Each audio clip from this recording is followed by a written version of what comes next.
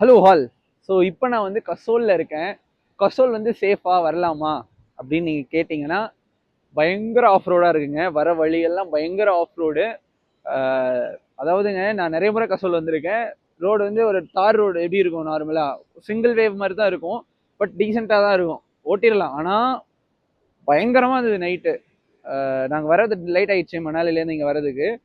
நான் இப்போ வந்து கிளைண்ட் கூட ஒரு 9 days ரோட் ட்ரிப்பில் இருக்கேன். ஸோ வந்து ஹிமாச்சலில் அவங்க தான் இருக்கிறதுலே best lucky people.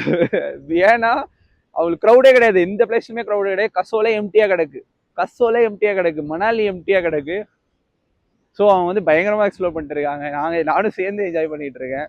So Kasol வரலாங்க, இமாச்சல் யூ கேன் பிளான், எதுவும் பிரச்சனை இல்லை. But if you love to like, ஒரு சில இடங்களில் டிராஃபிக் இருக்கும், ஆஃப் ரோட் பிடிக்கும், கொஞ்சம் அட்வென்ச்சராக இருக்கணும்னு நினச்சிங்கன்னா இப்போதைக்கு நீங்கள் செப்டம்பர் இந்த உடனே பிளான் பண்ணுறீங்கன்னா இட்ஸ் ஓகே. இல்லை, கொஞ்சம் நவம்பர்லாம் ஆல்ரெடி எல்லாம் செட் பண்ணிடுவாங்க. டிசம்பர்லாம் எனக்கு தெரிஞ்சு எல்லாமே சரி பண்ணிடுவாங்க.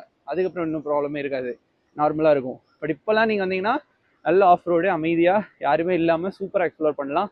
மோ ட்ராவல் மோ பீஸ். ஏதாவது ஹெல்ப் வேணும்னா நம்ம டீமை, இந்த பீஸ் டீமை காண்டாக்ட் பண்ணுங்கள். பை.